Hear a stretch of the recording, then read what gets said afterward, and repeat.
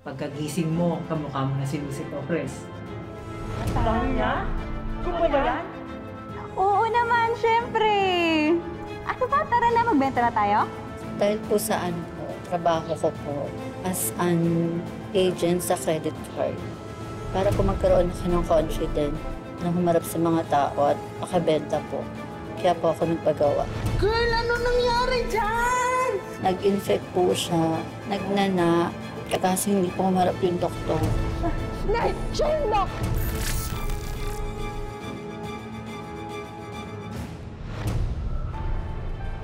Ay, ma'am, credit card po baka gusto nyo. May free bag po, 2 t-shirt. Sir, credit card po, annual fee, free na po.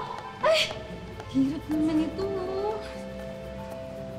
Ay, ma'am, sir! Credit card po! Ma'am! Credit card po, ma'am!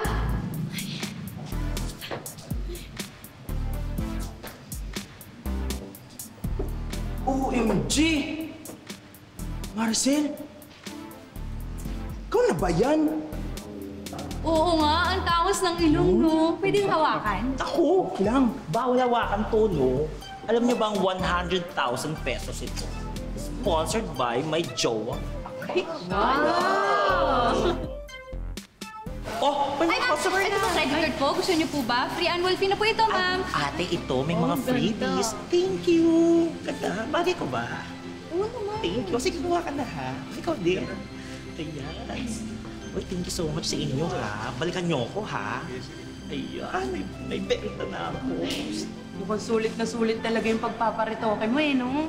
Kaya nga eh. Ganun siguro pag magaganda talaga, no? Mas nagtitiwala yung mga tao. Well, alam mo na, Tanya. Maganda ka rin naman. May face ka naman. Malaki nga lang yung ilong mo, di ba? Siguro, kailangan nating bawasan yung ilong mo kasi ang laki. Tingnan mo, pag binawasan mo yan, gaganda ka din, like me, di ba? Di ba? ako. Ikaw, mag-diet ka muna bago ka magpagawa. Bala ko nga dyan. Ayan, may customer na naman! Hello! Ay, ma'am, credit card po, ma'am.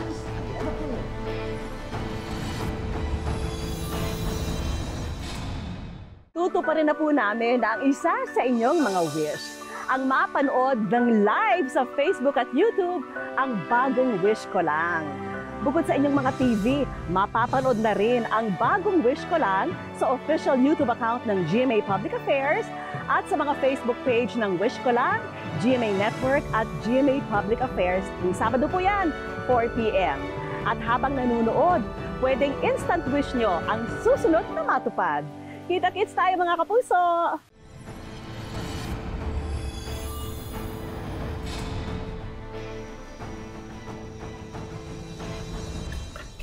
Ay nako, basta ako anak, huwag mong ituloy ang pagpaparitoke mo. Maniwala ka sa akin.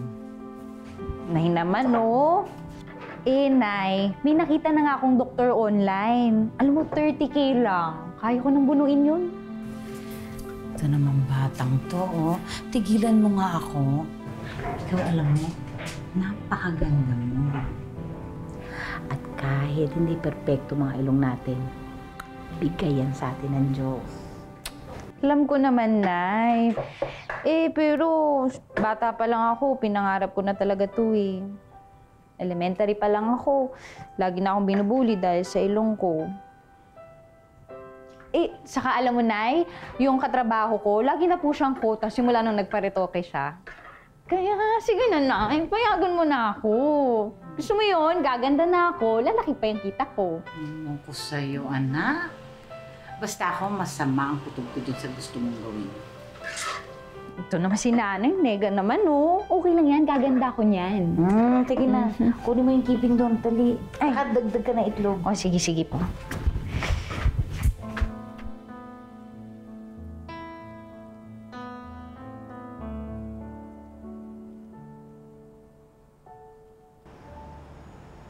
Dito na lang po. Sige po. Ayan. Sige po. Thank you po. Excited ka na? Uy, love, salamat sa pagpapahiram sa akin ng pera para makapagparitoke na ako, ah. Promise, pag lumaki na yung sweldo ko, babayaran agad kita. You're welcome. Pero, love, kung ako lang, kampi ako sa nanay mo eh. Ayoko talaga magparitoke ka.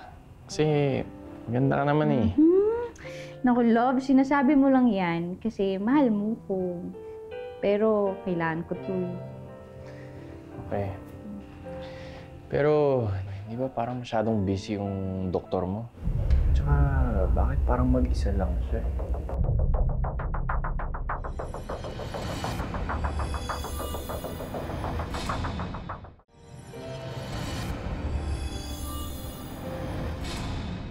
Di ba parang masyadong busy yung doktor mo? Tsaka, bakit parang mag-isa lang siya? Siguro nakalib lang yung iba. Baka gano'n naman talaga. Dok, salamat po. Natalia De Leon? Yes. Kayo na po yung next. Sige. Love, ito na! See you later! Ay, hello po! Natanya, papamanhid lang to ha. Huwag matatakot. Pagkagising mo, kamukha mo na si Lucy Torres. Ha? Promise ko sa'yo yan. Okay? Tiis ganda. Huwag matakot.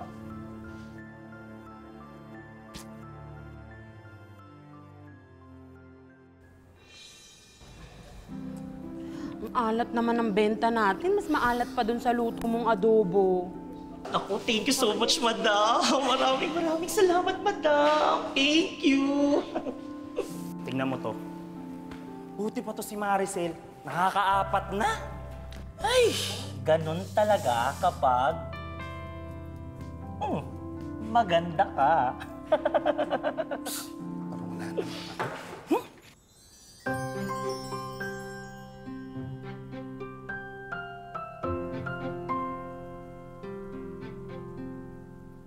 Natanya? Ikaw ba yan? Oo naman, syempre! Ano ba? Tara na, magbenta na tayo? Kayo talaga? Ako lang to, no? Hello po! Ano na binibenta mo ganun? Ay, naku, insurance po. Naku, may free accident insurance po kayo for 1 year. Pwede na po yan. Opo. Ay, opo, thank you po. Sir! Ay, ito po, oh. Alam mo, love, ang dami ko ng customers ngayon. As in, araw-araw na talaga ako nakakakota. Naku, swerte talaga tong ilong ko, no? Alam mo, love, dati ka pa naman talaga magaling. Kahit na bago ka pa nagpa-opera. Ay, sus, ikaw talaga. O, sige na, kumain na tayo. Ito, mainit-init pa.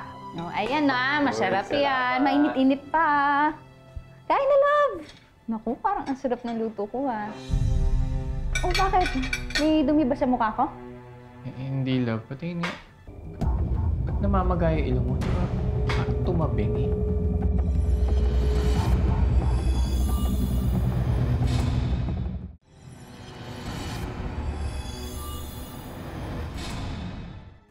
Ba't namamagay yung ilong mo? Tsaka parang tumabing eh. Ano? Saglit nga. Tignan natin to.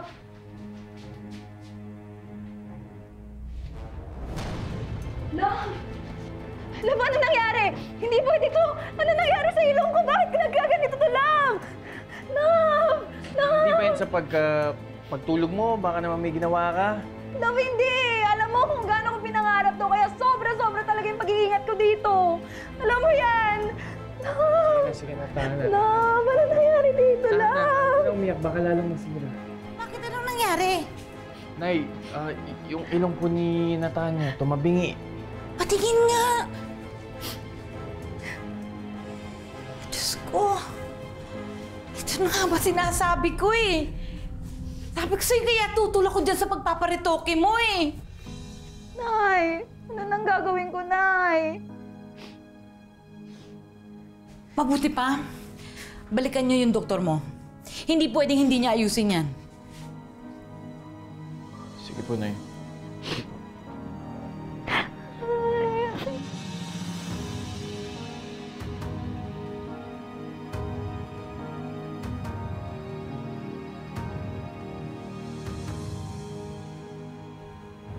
Dok, bakit ganito naman po yung nangyari sa ilong ko? Hindi na lang po siya tabingi eh. Parang lumalabas na din po ngayon yung silicone.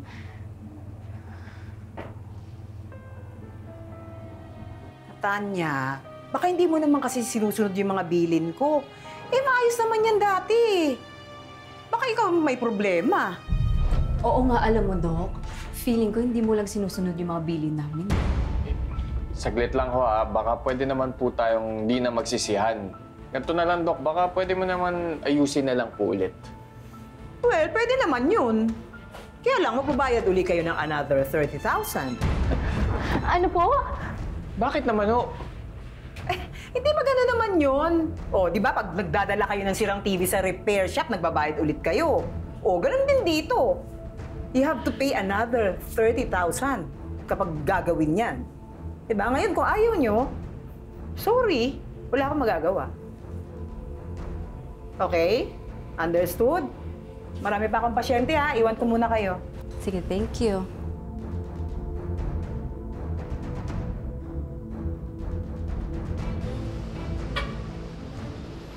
Sir, credit card. Kuha na kayo, sir. Sige na, sir. Sayang, oh. Alat. Uy, magtrabaho ka naman. Ano bang ginagawa? Hala! Girl, ano nangyari dyan? Hala! Naibalik mo na ba yan sa doktor mo? Oo. Kaso, binigyan lang ako ng gamot eh. Sabi, kailangan ko daw magbayad ulit kung gusto kong ipaayos to. Grabe naman yun. Scammer pala yun eh. Alam mo, may pinsan akong doktor. Ipapacheck natin kung legit yung doktor mo. Ha? Bakit sisisihin niyo yung doktor? Kung tutuusin, kasalanan mo yan, girl.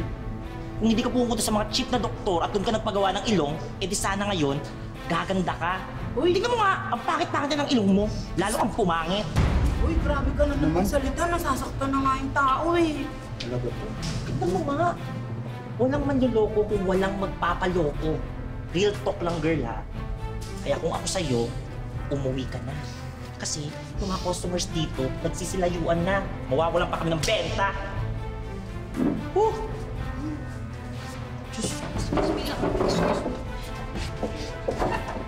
Ayan, ikaw kasi umalis tuloy. Dami-dami mo kasi sinasabi. Nako. Nakakadiri.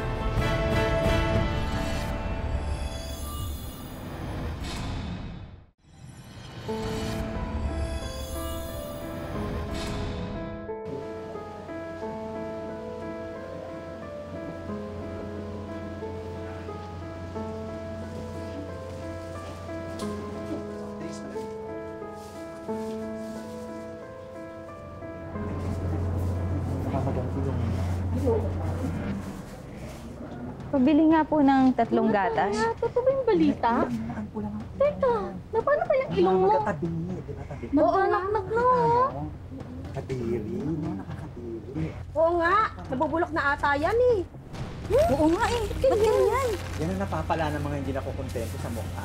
Okay pa, more? Ay, oo nga rin, okay pa mo. Diba? Oo nga eh. Oh, wait. Saan ka pupunta? Saglit lang. Titignan mo na namin. Ano ba ako? Kaibigan nga kami sa'yo, eh. Nanlaki. Magkaibigan nga kami sa'yo, eh. Nagpalito pa kasi. Sumusobra na kayo, ah. Pigilan niyo nga si Natanya. Halika nga dito, ang bait-bait na ito yung Bakit mo wala nang... Oo nga, mabait nga. Pero ano nangyari sa nakakadiri ilong? yung ilong, parang nabubulok Oo na. na. Dito, okay pa kasi. Delikado na yan. Walang iya kayo? Ha? Anong pakilam niyo sa anak ko? Ano? Ba't ka nagagalit? Yung anak mo nga nagparitoke, gusto ng pere. Bakit ako nagagalit, ha? Oo nga, arte kasi ng anak niyo. Paritoke pa eh. Walang iya! Patay! Ayaw niyo kaganda ninyo? Mga walang iya kayo! Mga walang bono! Wastong! Ay, magsilayas kayo! Magsilayas kayo! Ha? Sa susunod! Naiitin niyo ang anak ko, ha? Kayo ang mga kailangan ng lisake! Mga walang bono! Bastong! Kaya kailangan Sobra yung mga yan. Uy! Nakikiyakap ka dyan.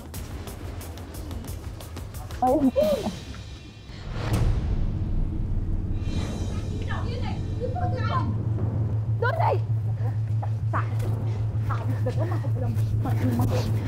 Ayan! Ayan, Nay! Hoy! Hoy!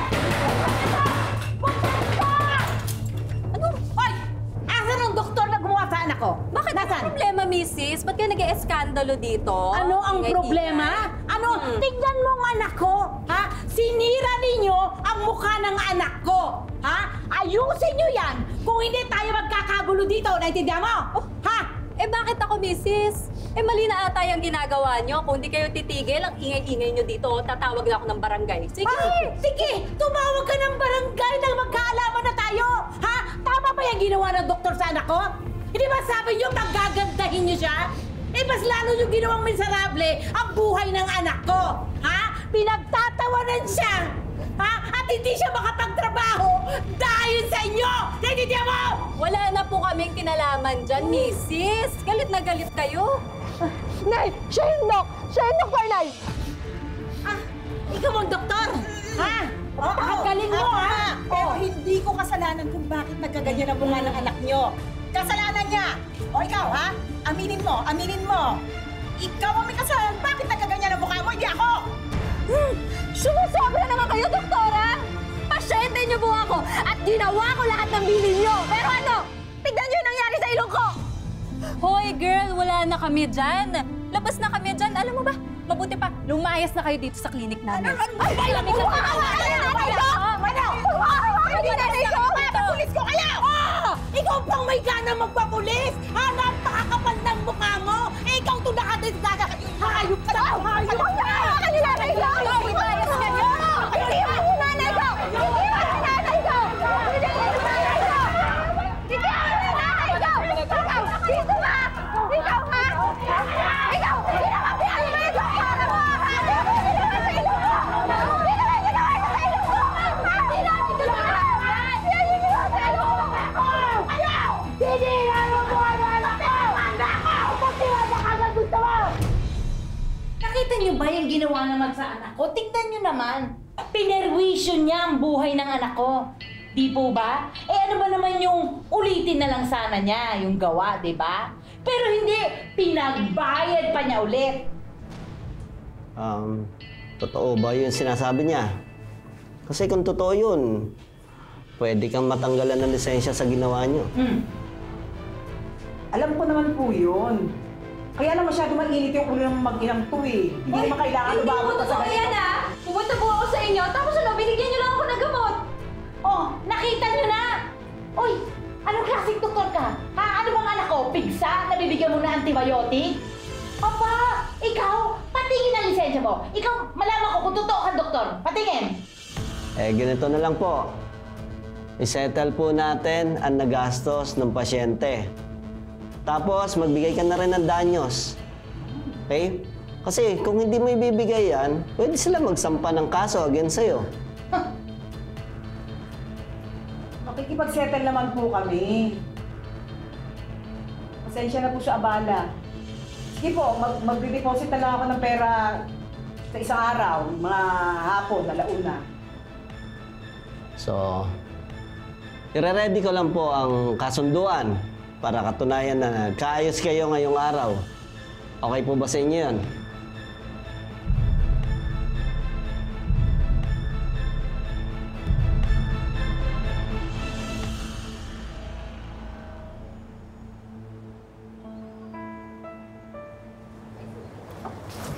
O anak, ano nangyari? Nay, wala pong pumasok na pera eh. Grabe talaga yung mga yan. Parang nililoko na tayo eh. Tanya, kanina ka pa namin tinatawagan. May balita na kami sa doktor mo. Na-scam ka, girl. Peke yung gumawa ng ilong mo, kaya pala sumabla yung retoke mo eh. Oo? Ay, anong gagawin ko? Huwag kang mag-alala, anak. Lagot sa akin yung mga demonyong yan! Lagot sa akin yung mga hayop na yan!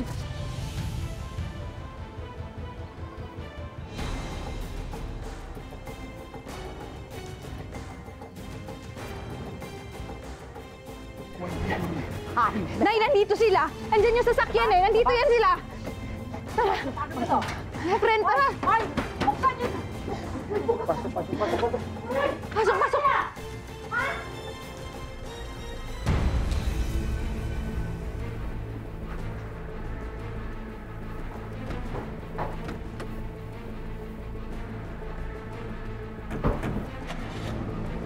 Hoy, sandali lang! Lai, nandito sila! Buksan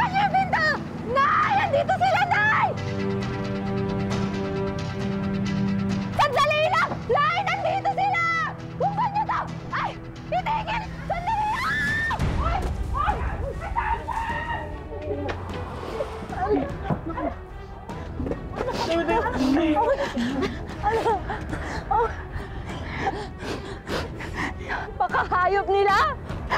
Ay, tumakas na sila, Nay! Huwag kang mag-alala. Magbabayaran natin yung hayop na doktor na yun.